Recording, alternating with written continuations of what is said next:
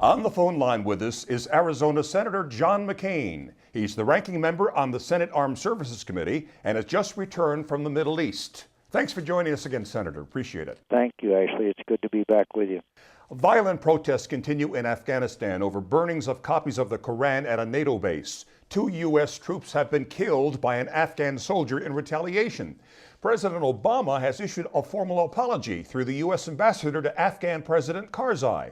Was that appropriate, Senator? I wouldn't have done it that way, Ashley. I would have expressed deep regrets to the Afghan people. Obviously, the Koran is a sacred document to them, but I'm very disturbed at the reaction to the United States. The fact is, we've lost over 1,000 brave young Americans fighting for their freedom against the Taliban, who was a oppressive and an outlaw organization that brought nothing but misery to the Afghan people. So, and I should fully expect a expression of regret from President Karzai for the deaths of these brave young Americans who have gone to their country to try to preserve their freedom. You say Iran is already supplying military assistance to the Syrian regime and say the U.S. should act quickly to help rebel forces in that country. What should we do and how? Well, actually, to start with, it's Iranian, Russian arms, Iranian, other elements are in Syria helping the Assad massacre his own people. It is an unfair fight, and it's one that we as Americans should want to see brought to a halt as quickly as possible. There are ways to get arms to people. We've shown that in other conflicts, most recently Libya. There's many ways we can provide assistance to the Syrian resistance. Technical help, medical help. There could even be consideration of establishment of a sanctuary where the Syrian Liberation Army could train and equip their forces.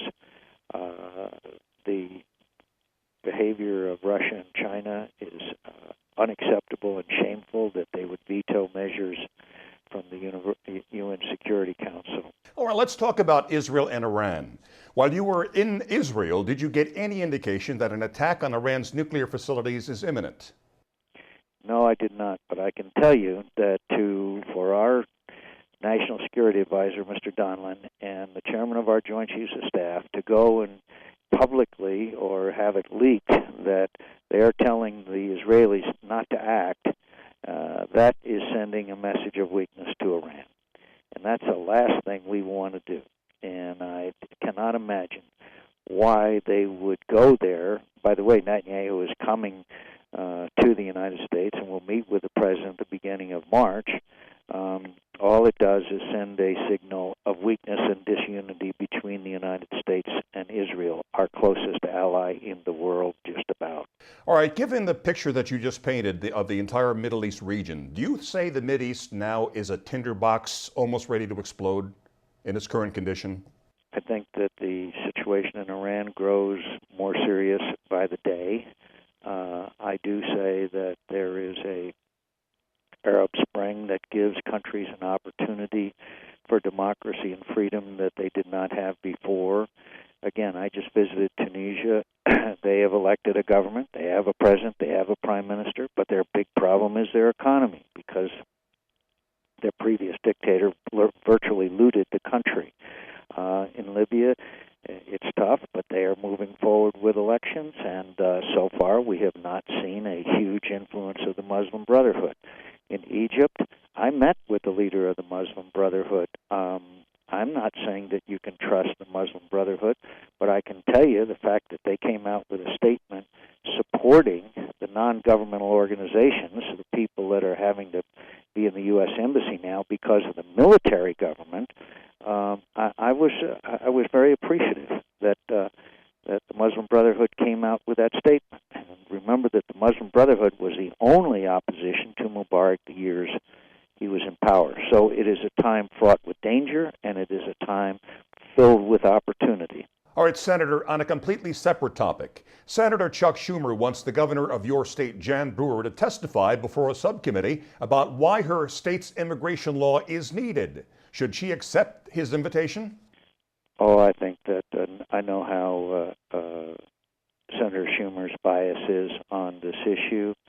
I'm not sure that I could say that Governor Brewer would get a fair hearing. I wouldn't tell her what she would do or not do, but I've seen Senator Schumer bully witnesses in the past, and I'm not sure that it would be anything but productive. Bob Dole once said the most dangerous place to be in Washington, D.C. is between Senator Schumer and a television camera. That holds true today. And finally, emails released this week show your 2008 running mate Sarah Palin was quite frustrated with many frivolous lawsuits and charges related to her service as Alaska governor as soon as she accepted your invitation to run. In her words, "I can't take it anymore. I can't afford this job." Are these problems faced by many candidates for high office, or was she unfairly singled out? Well, I'll leave it to history to judge, but it is, I don't think, coincidental that she kept being faced with these continuous charges, none of which turned out to have any validity whatsoever, required her to be diverted from her job and also to hire legal counsel to defend herself. I have to be honest with you again, the unrelenting, merciless attacks by the liberal left on Sarah Palin since the day she was the nominee for Vice President of the United States is something that continues to confound and frankly sadden me because it just doesn't stop. She is a fine and wonderful person. She's a good governor of the state of Alaska. I will always treasure her friendship, and the fact is she galvanized our party. She beat Joe Biden in the debate, and yet the attacks on her continue from the liberal left, particularly the feminists, and I'll never understand it. Arizona Senator John McCain, as always, thank you so much, sir. Thank you for having me on, Ashley. And thank you for watching Newsmax TV.